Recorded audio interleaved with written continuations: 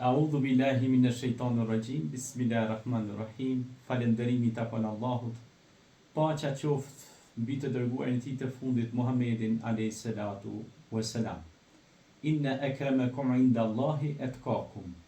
Më i miri pe jush është ai që është më i devotshëm. Prandaj, qëllimi i agjerimit është devotshmëria. Allahu than Kur'anin e tij famlar ya ayyuhalladhina amanu kutiba alaykumus siyamu kama kutiba alal ladhina min qablikum la'allakum tattaqun. O ju të cilët keni besuar, u është bërë obligim agjerimi, ashtu siç u është bërë obligim dhe atyre që ishin përpara jush, në mënyrë që të bëheni pra të devotshëm.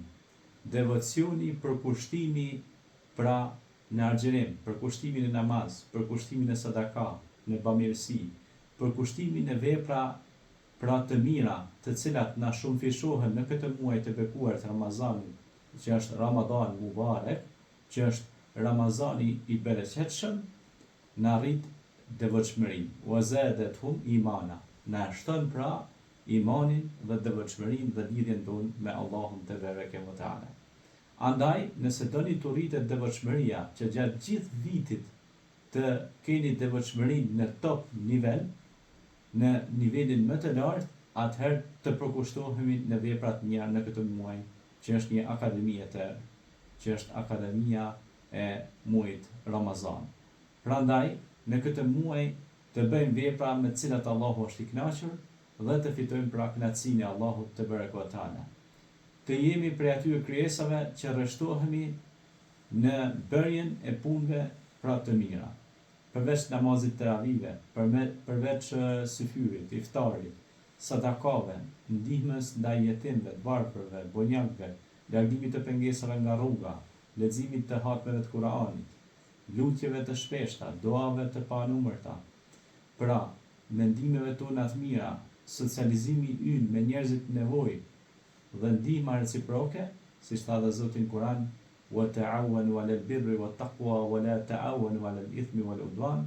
Pra Zoti ka dhënë urdhën që të bëjmë pra vepra të mira dhe ndalojmë nga veprat e këqija.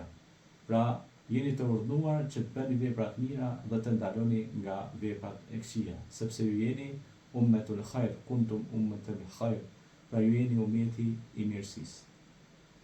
Prandaj nëse doni me hinë këtë ummet të mirësisë, në takimet për syfyr, që fillon dita e re, pra dhe nafaka e re, hyrja në ditën e re me veprat mira, me syfyr, me namazin e sabahut, që ka vlerë të jashtëzakonshme, si tha pejgamberi alayhi salatu wassalam, 2 rekatet namaz sunet të sabahut janë më të vlefshme se çka ka qielli dhe tokë.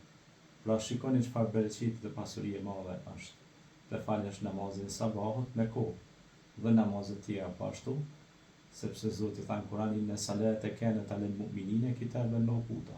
Me të vërtetë namazi është obligim për besimtarin në kohën e caktuar.